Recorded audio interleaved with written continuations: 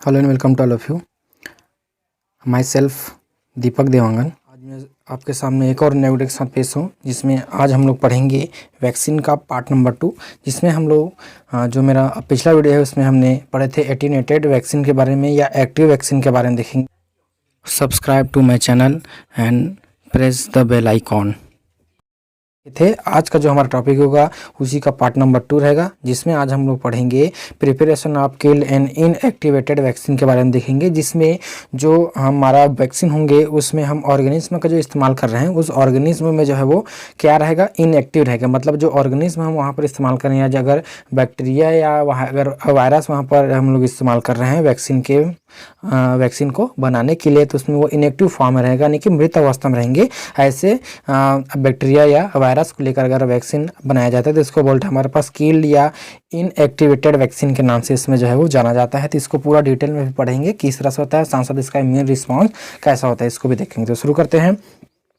बोलते हैं किल्ड और जो है इनएक्टिवेटेड वैक्सीन वायरस और बैक्टीरिया से जो है कंसिस्ट होता है। वायरस और किससे, बैक्टीरिया, मतलब कि जो आपके वायरस रहेंगे और आपके बैक्टीरिया रहेगा उससे ये जो है कंसिस्ट होता है, जिसे जो है आपका हीट और जो है फॉर्मेल्डिहाइड से जो है किल किया जाता है। ठीक है, आप क्या कर सकते हैं, इस हीट का प्रयोग कर सकते हैं, यानी कि उसका टेम्परेचर देकर उसको किल कर सकते हैं। चाहे आपके जो वायरस है या बैक्टीरिया है उसको आप हीट दे सकते हैं, या फॉर्मेल्डिहाइड।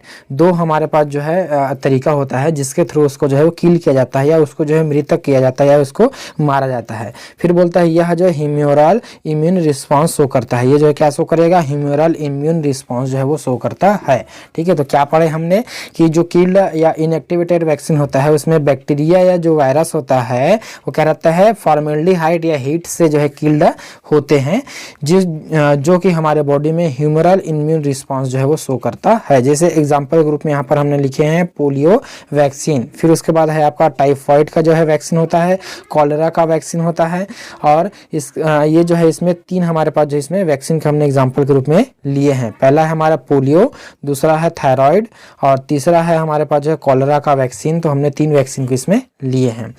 फिर आता है इसका, देखेंगे इसका सिंथेसिस या इसको कैसे बनाया जाता है। तो इसमें सबसे पहले आएगा हमारे पास सिंथेसिस। तो इसमें देखना है कि हमको टिश्यू जो है कल्चर के थ्रू जो है सिंथेसिस किया जाता है। इसको क्या करेंगे हम लोग, टिश्यू कल्चर के थ्रू इसको जो है सिंथेसिस जो इसमें किया जाता है, क्योंकि हमको इसको पालना मतलब इसको सिंथेसिस करना पड़ेगा। जो हमारे पास अब बैक्टीरिया है या जो ये वायरस है इसको हमको क्या करना है, वैक्सीन के रूप में लेना है। तो वैक्सीन के रूप में लेंगे तो उसको क्या करेंगे, सबसे पहले उसको किल करेंगे। तो इसी तरह किल करने के लिए उसको क्या करेंगे, उसको अब बनाया जाता है। तो अब बनाते कैसे, सिंथेसिस करेंगे। तो उसको सबसे पहले क्या करेंगे, टिश्यू कल्चर के थ्रू जो है उसको सिंथेसिस जो इसमें किया जाता है। फिर उसके बाद होगा हमारे पास आइसोलेशन एंड प्यूरिफिकेशन। इसमें आइसोलेशन और प्यूरिफिकेशन इसका किस तरह से इसमें करेंगे। तो इसमें क्या बोलते हैं हमारे पास सेंट्रीफ्यूगेशन और इलेक्ट्रोफोरेसिस के थ्रू जो इसको जो है प्यूरिफाइड किया जाता है। आपको ध्यान रहे क्या करेंगे हम, जो यहाँ पर एक तो सेंट्रीफ्यूगेशन कर सकते हैं या इलेक्ट्रोफोरेसिस के थ्रू इसको जो है वो करते हैं। तो 2 इसके तरीके होते हैं जिसके थ्रू इसको क्या करेंगे, हमारे पास जो है आइसोलेशन एंड जो है प्यूरिफिकेशन इसको किया जाता है। आइसोलेशन होगा किससे, हमारे पास जो है सेंट्रीफ्यूगेशन से जो है इसमें आइसोलेशन होगा, और इसका प्यूरिफिकेशन होगा हमारे पास इलेक्ट्रोफोरेसिस के थ्रू उसको जो है प्यूरिफिकेशन इसमें जो है वो किया जाता है। फिर उसके बाद क्या होगा हमारे पास, देखते हैं प्रोसेसिंग। तो प्रोसेसिंग में क्या है हमारे पास, हमने क्या लिया था, हमने किल्ड बाय जो है आपका हेक्टर फॉर्मेल्डिहाइड। तो इसमें जो है आपके हेक्टर फॉर्मेल्डिहाइड, आपको मेन चीज याद रखना है क्या इस्तेमाल कर रहे हैं हम यहाँ पर, फॉर्मेल्डिहाइड को जो है वो इस्तेमाल किया जाता है। जिसमें क्या होता है, कैप्सिड आर जो है क्या बोलते हैं हमारे पास जो है capable to induce immune response. जो इसका जो है कैप्सूल होता है, यानी कि जो इसका कैप्सूल जो होता है या कैप्सूबल होता है, यही क्या करता है हमारे पास जो है इम्यून सिस्टम को जो है वो इंड्यूस करता है, या जो है इन इंड्यूस इम्यून सिस्टम, तो इम्यून रिस्पॉन्स को देता है या इम्यून जो है इस सिस्टम को इंड्यूस करता है। ठीक है, तो ये जो हमको क्या करेगा, इम्यून रिस्पॉन्स इसी के द्वारा हमको मिलता है। ठीक है, क्या बोला यहाँ पर, अब एक बार और इसको पढ़ लेते हैं। किल्ड बाय जो है हेक्टर फॉर्मेल्डिहाइड के द्वारा इसको जो है किल्ड किया गया। फिर उसके बाद है कैप्सिड आर जो है इसमें capable to induce immune response. जो इसका कैप्सिड जो रहता है, तो कैप्सिड क्या करेगा, इसमें कैपेबल होता है इंड्यूस करने के लिए, यानी कि इम्यून रिस्पॉन्स को बढ़ाने के लिए जो है वो कैपेबल इसमें रहता है। फिर आएगा हमारे पास जो है इसमें स्टेबलाइजर। तो स्टेबलाइजर इसमें क्या इस्तेमाल करते हैं, तो बोलते हैं बाय एडिंग जो है मोनोसोडियम ग्लूटामेट। तो मोनोसोडियम ग्लूटामेट का इस्तेमाल जो है इसमें करते हैं, आपका इसमें करते हैं स्टेबलाइजर के रूप में करते हैं, इसको स्टेबल करने के लिए, ठीक है। फिर उसके बाद हमारे पास होगा प्रिजर्वेशन। तो प्रिजर्वेशन इसमें किस तरह से करेंगे, तो बाय जो है इसमें थीमोसोरॉल का जो इसमें प्रयोग करते हैं। तो ये जो थीमोसोरॉल है इसका प्रयोग इसमें किया जाता है, किसमें आपके जो है प्रिजर्वेशन के लिए इसमें करते हैं।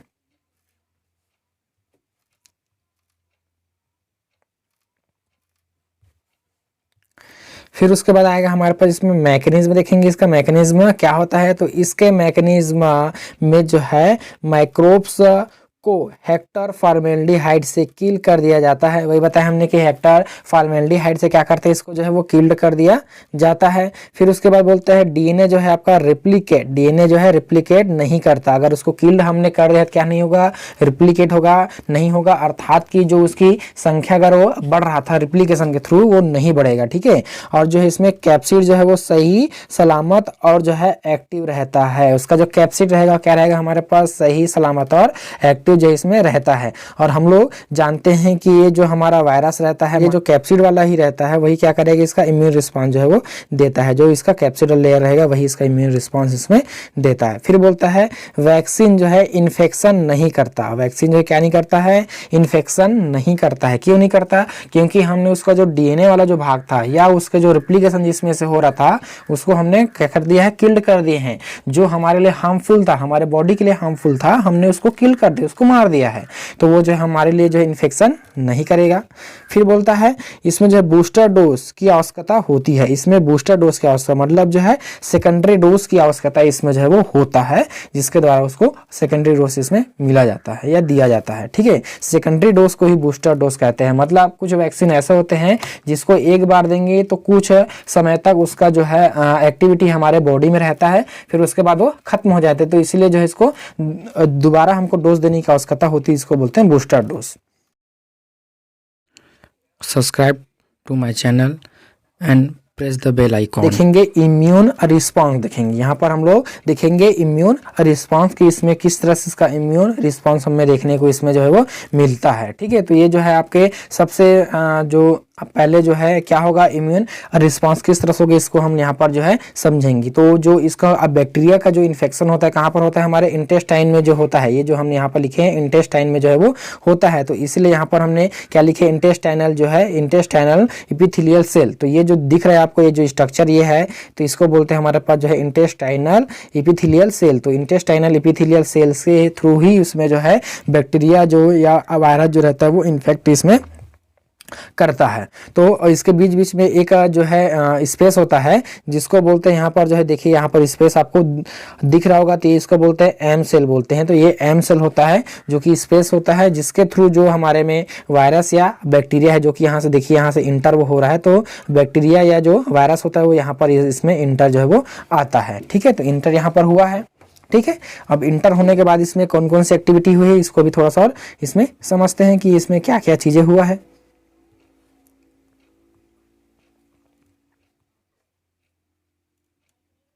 चलिए, तो अब देखते हैं इसमें इंटर होने के बाद इसमें क्या क्या कुछ चीज़ें, मतलब क्या क्या जो है चीज़ें इसमें हुआ है।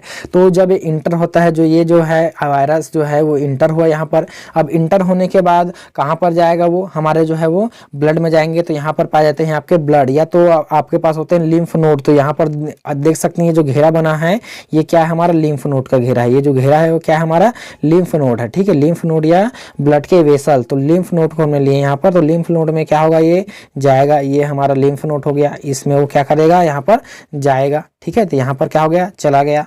अब उसके बाद जो है लिम्फ नोड के अंदर जो है कुछ सेल होते हैं जिसको बोलते हैं हमारे पास माइक्रोफेगस सेल या डेंड्राइकल सेल या डेंड्राइट सेल के नाम से इसको जानते हैं। तो ये आपको यहाँ पर जो है, इसको कलर को मैं कुछ चेंज कर देता हूँ तो इसमें आपको समझ में आएगा। तो ये है यहाँ पर, ये देख रहे हैं आपको, तो ये जो है हमारे में माइक्रोफेगस सेल या डेंड्रिकल सेल के नाम से इसको जो है वो जाना जाता है। तो ये हमारे माइक्रोफेगस सेल या डेंड्रिकल सेल होते हैं जो यहाँ पर पाए जाते हैं। तो ये हो गया हमारे पास क्या, मैक्रोफेगस सेल हो गया। यहाँ पर आपको समझ में आया होगा। सबसे पहले क्या था हमारे पास जो है ये इपिथेलियल सेल है। तो इस इपिथेलियल सेल के बीच बीच में जो है एम सेल जो रहता है, पोर होता है, जिसके थ्रू बैक्टीरिया या वायरस जो है इंटर करता है कहाँ हमारे पर, ब्लड वेसल में या लिम्फ नोड में। लिम्फ नोड में आने के बाद जो है लिम्फ नोड से अंदर की ओर जाएगा, हमारे पास क्या है, डेंड्रिकल सेल रहता है, ये हमारा डेंड्रिकल सेल है ना, या अब मैक्रोफेगस सेल होते हैं, उसके अंदर जब उसमें जाएगा तो जाने के बाद वहां पर जो वायरस या बैक्टीरिया रहता है उसको जो है इन इवेजिनेशन के थ्रू जो है उसको इंटर किया जाता है। तो इसको बोलते हैं हमारे पास, देखिए यहाँ पर क्या हो रहा है, यहाँ देखिए बैक्टीरिया या वायरस वो यहाँ पर आकर इंटर हो गया है, कुछ इस तरह से यहाँ पर जाकर वो इंटर हुआ है, इसमें इंटर हुआ है। अब इंटर होने के बाद यहाँ पर क्या होगा, इसका ब्रेक डाउन होगा, वो टूटेगा, जिसको बोलते हैं हमारे पास जो है अर्ली इंडोसोम बोलते हैं। ये जो फेस है इसको बोलते हैं हमारे पास क्या, अर्ली इंडोसोम फेस के नाम से इसको जानते हैं। ये क्या होगा, अर्ली इंडोसोम फेस होगा। फिर यही क्या होगा आगे जाकर फिर और टूटेगा, तो ये हो जाएगा हमारे पास जो है लेट एंडोसोम होगा। तो लेट एंडोसोम ये भी जो है बन गया। अब यही जो लेट एंडोसोम है इसमें एक्टिविटी जो है होगा, इसमें किस तरह से इसमें होगा इसको यहाँ पर भी देखते हैं। एक तरफ हो गया। फिर इधर क्या होता है, हमारे पास कुछ सेल होते हैं जिसको बोलते हैं हमारे पास जो एंडोप्लाज्मिक रेटिकुलम। तो एंडोप्लाज्मिक रेटिकुलम जो रहता है वहीं पर आपका जो है MSC सेकंड के इसमें फॉर्मेशन हो है। तो ये नीचे की ओर जो आपको दिख रहा होगा वो क्या है हमारे, ये देखिए यहाँ पर MSC सेकंड, तो MSC सेकंड का फॉर्मेशन हुआ है और उसके ऊपर में जो है आपका इनवेरुलेंट चेन इसके ऊपर में रहता है। तो MSC सेकंड के ऊपर में इनवेरुलेंट चेन होते हैं और जो कि MSC सेकंड जो है कहाँ पर आपके एंडोप्लाज्मिक रेटिकुलम पर जो है फॉर्मेशन इसका होता है। इसका फ्लो चार्ट भी है, उसमें भी आपको समझ में आएगा, लेकिन इसमें डायग्राम को थोड़ा आपको मैं समझा देता हूँ कि इसमें किस तरह से हो रहा है। फिर आगे जब जाएगा तो जो गोल्गी बॉडी रहता है, तो गोल्गी बॉडी में जो रहता है इनवेरेंट जो चेन रहता है वो एक्सटिंक्ट होना शुरू होते हैं, धीरे धीरे बाहर होना शुरू होते हैं। और ये जो हमारे पास रहता है MSC सेकंड सेल जो है वो वहाँ पर रहते हैं। फिर उसके बाद जो है लाइसोसोम में जाएगा, तो ये उसका क्या है, लाइसोसोम है, देखिए यहाँ पर।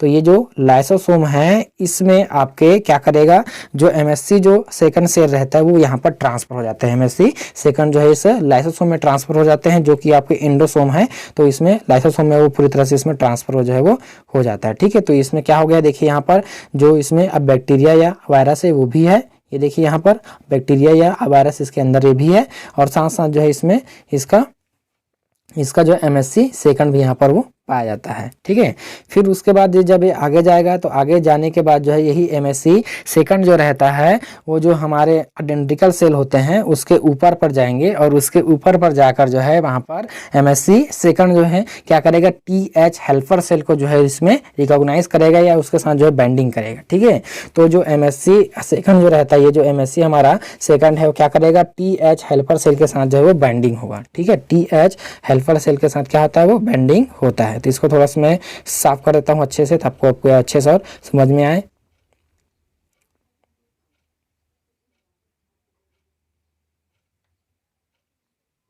यहाँ पर आपको और अच्छे से समझ आ रहा होगा कि जो हमारा MSC सेकंड, ये है हमारा MSC सेकंड, ये जो है क्या करेगा, TH हेल्पर सेल को जो है इसमें रिकॉग्नाइज कर देगा, उसके साथ वो बाइंडिंग होंगे।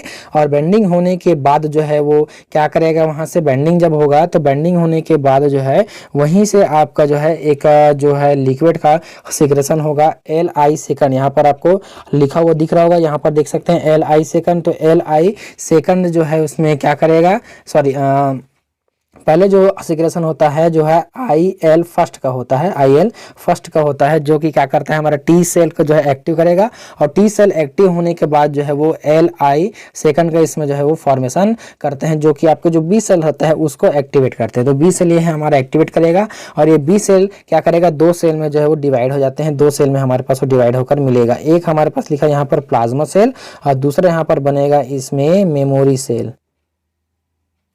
मेमोरी सेल के रूप में जो है इसमें दो सेल में इसमें वो डिवाइड होकर हमको मिलेगा। तो ठीक है, तो एक होगा प्लाज्मा सेल और दूसरा होगा हमारे पास जो है मेमोरी सेल। तो दो सेल में हमको डिवाइड होकर मिलेगा, और ये जो प्लाज्मा सेल होता है आगे चलकर हमें एंटीबॉडी का निर्माण जो है वो करता है, जिसे कि बोलते हैं IgA का इसमें फॉर्मेशन वो करता है, और जो कि क्या करेगा, सीधा सा उसके जो पैथोजन रहते हैं उसको मारने का काम जिसमें जो है वो करता है, किल करने का काम उसमें वो करता है। और उसी तरह